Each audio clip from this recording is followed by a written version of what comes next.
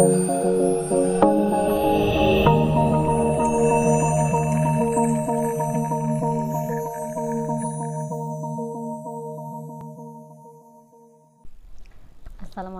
warahmatullahi wabarakatuh. Bertemu lagi kita di perkuliahan analisa dan perancangan sistem informasi. Baik, pada video pembelajaran kali ini kita akan membahas mengenai analisa data dan merancang data-data yang berhubungan ya di dalam suatu sistem. Oke, sebelum kita masuk ke analisa data tersebut, bahwa di materi sebelumnya ya kita kan membahas proses-proses apa saja yang ada pada sistem berjalan. Kemudian kita usulkan bagaimana memperbaiki atau mengembangkan sistem informasi yang sudah ada ini menjadi sistem yang lebih baik lagi ya, yang merupakan salah satu tujuan dari pengembangan sistem, memperbaiki atau mengganti sistem yang lama yang sudah ada menjadi sistem yang baru yang lebih baik lagi. Nah, kemarin kita sudah mencoba merubah ya atau memperbaiki dari proses yang sudah ada ya, kemudian kita jabarkan ke dalam identifikasi kebutuhan ya, yaitu kita implementasikan ke dalam use case diagram ya.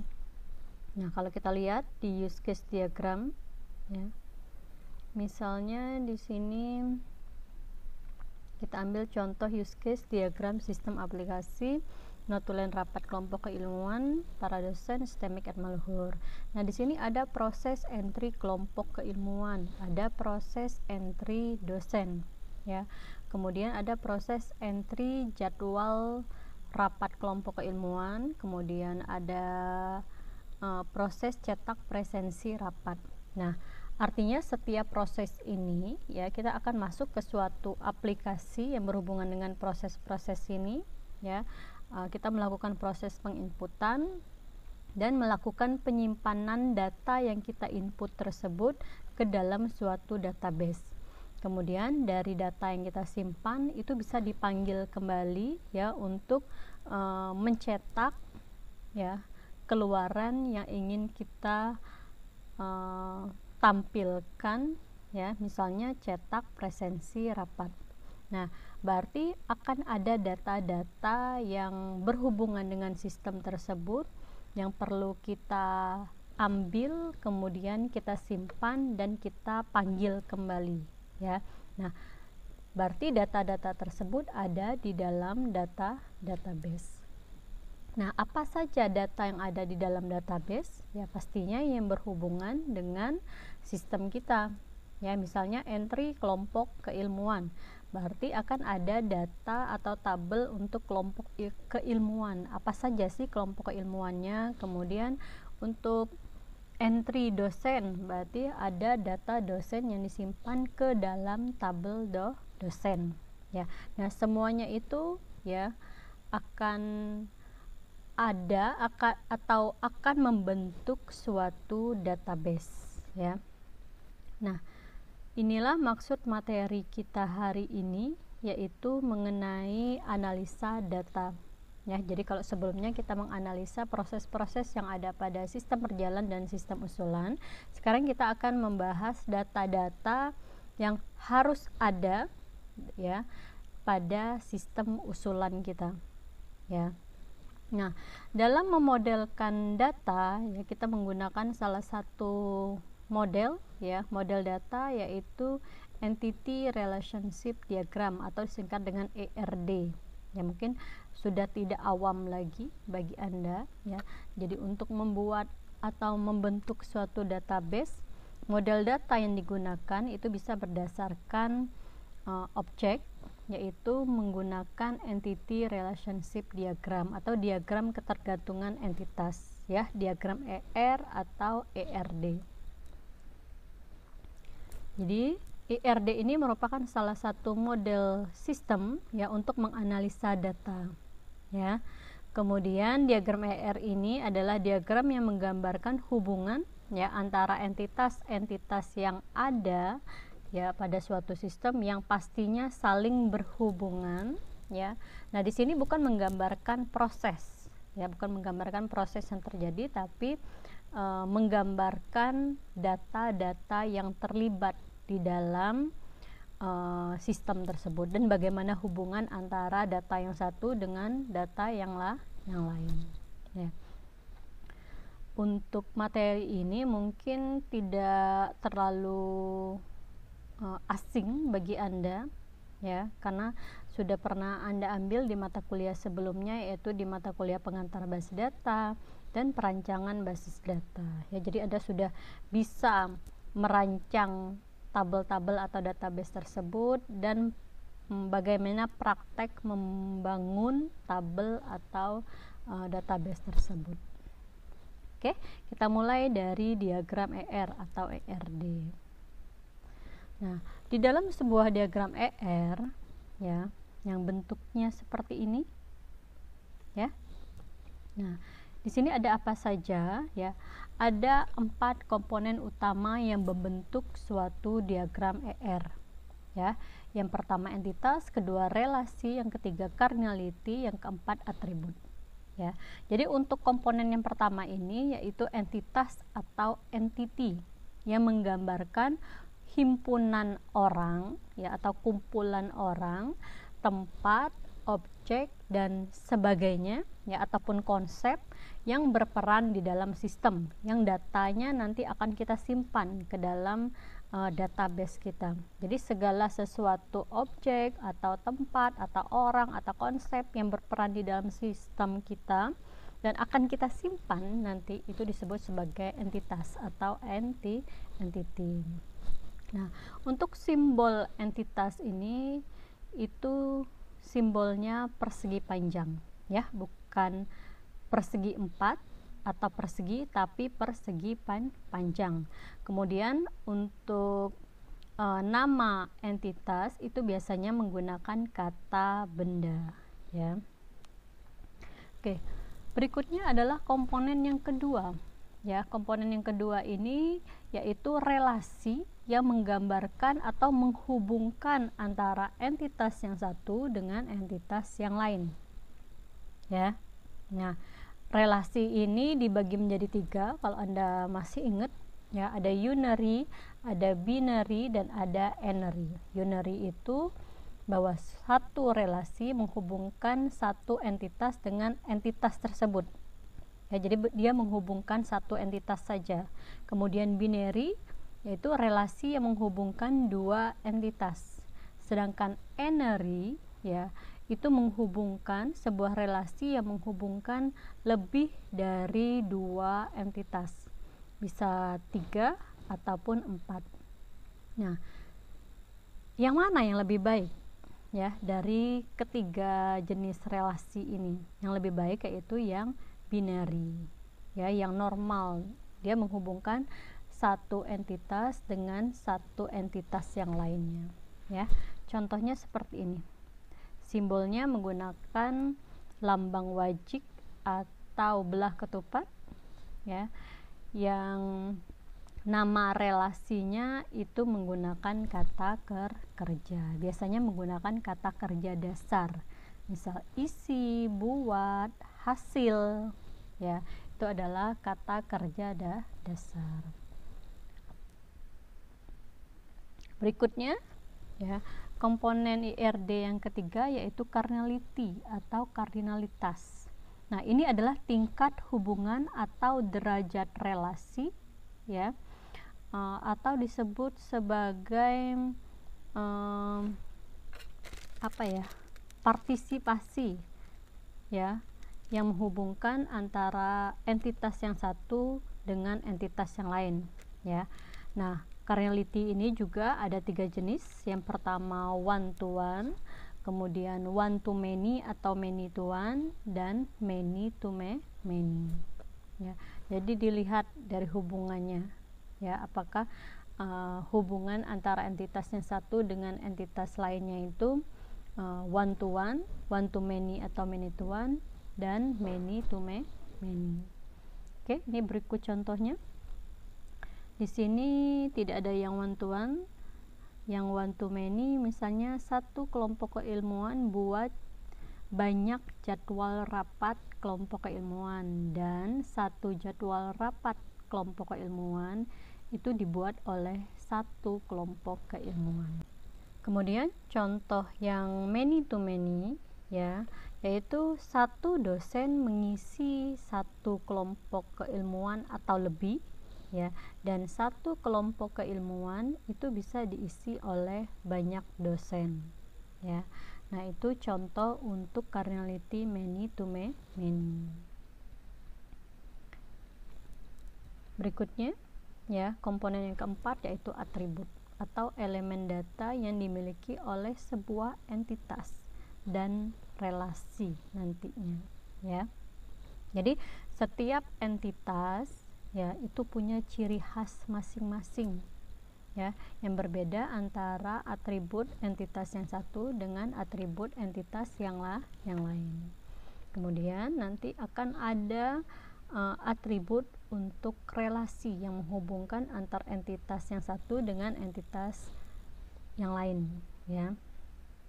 Oke, jadi kalau Anda menggambar sebuah diagram ER atau ERD, harus lengkap keempat komponen utama dari diagram tersebut, yaitu yang pertama entitasnya, kemudian relasinya yang menghubungkan entitas, kemudian cardinality, ya, antara entitas yang satu dengan entitas yang lain, dan atribut setiap entitas dan relasi.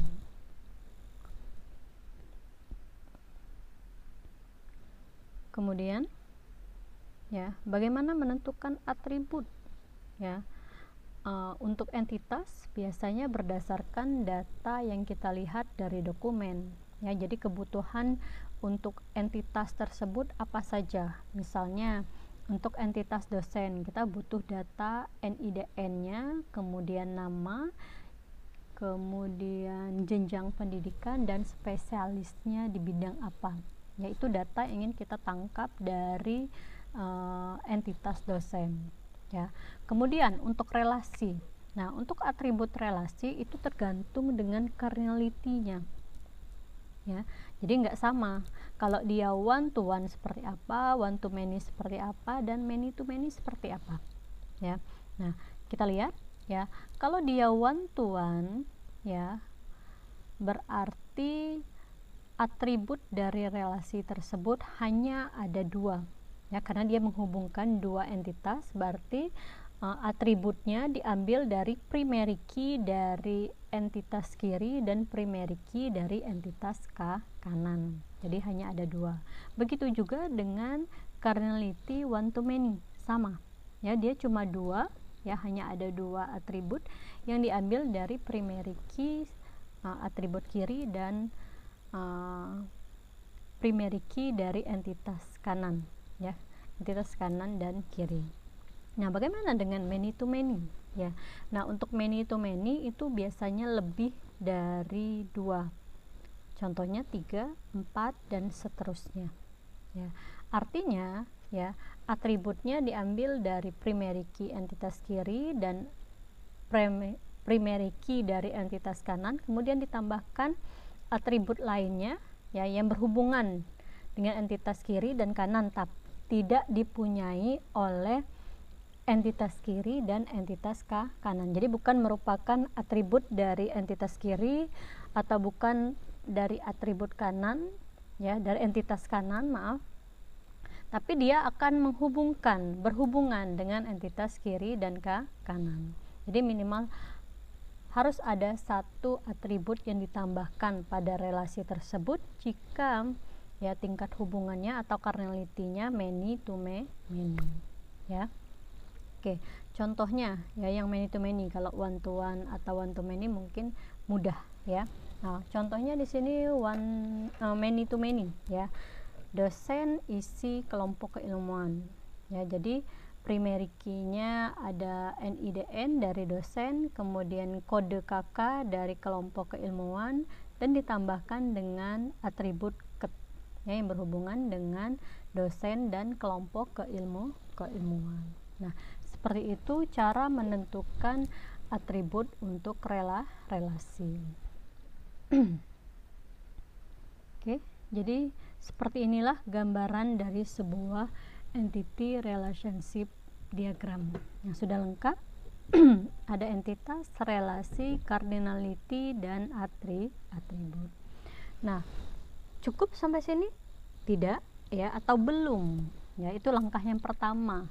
Ya, langkah berikutnya yaitu kita harus mentransformasikan dari IRD yang sudah kita buat dengan lengkap ini menjadi sebuah LRS atau Logical Record Structure. Ya. Nah, bagaimana sih buat IRD transformasinya ini? Nah, dalam membuat transformasi itu ada panduannya. Ya, panduannya yaitu berdasarkan cardinality dari kedua entitas tersebut. Ya, apakah dia one to one, one to many, atau many to many. Nah, panduannya ya dari cardinality one to one, artinya di sini transformasi itu kita menggabungkan relasinya. Ya, relasi itu mau kita bawa kemana, mau kita gabungkan kemana, mau digabungkan ke entitas kiri atau entitas kanan. Ya.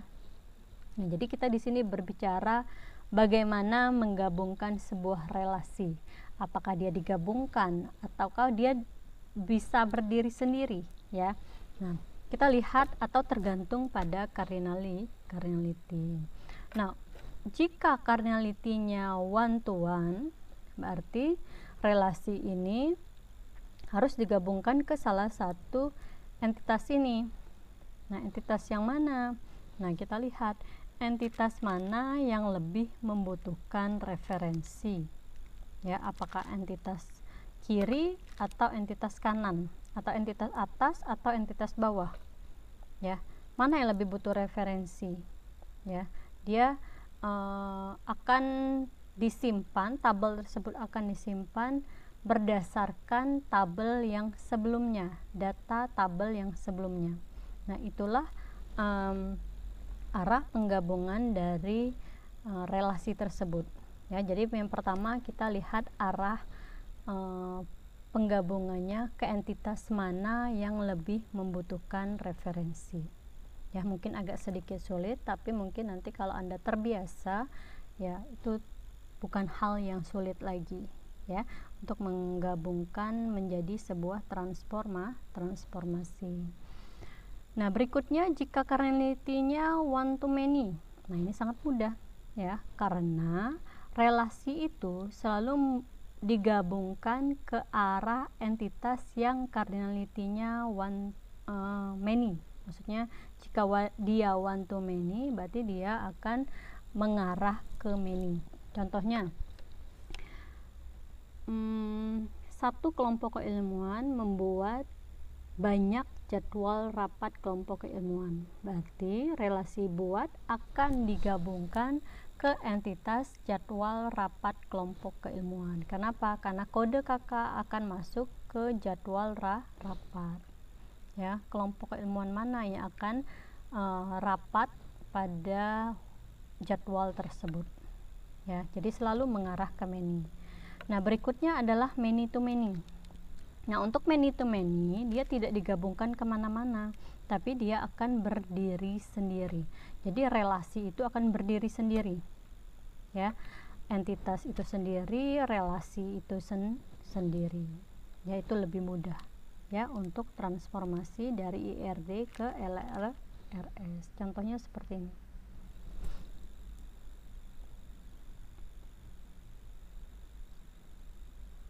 Ya. Satu dosen mengisi banyak kelompok keilmuan dan satu kelompok keilmuan diisi oleh banyak dosen. Ya, karena cardinality-nya many to many, berarti mereka berdiri masing-masing, dosen sendiri, isi sendiri, kelompok keilmuan juga sendiri. Sehingga ya, penggambaran transformasi IRD ke LRS ini yang digambarkan dengan garis putus-putus. Ya, nah dari sini kita sudah dapat melihat ya setelah ini kan ada LRS atau Logical Record Structure. Jadi dari pengelompokan garis putus-putus ini ya kita akan membentuk suatu LRS atau Logical Record Structure ya.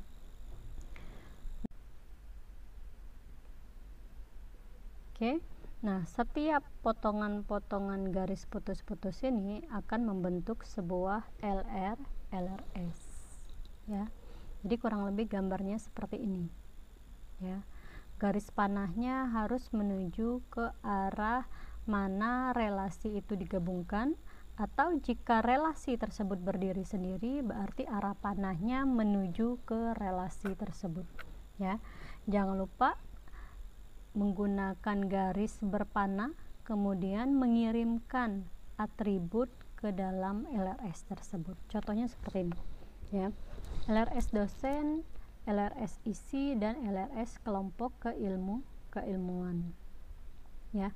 Berarti di sini kita mengirimkan NIDN ke LRS isi dan mengirimkan kode KK ya ke LRS isi.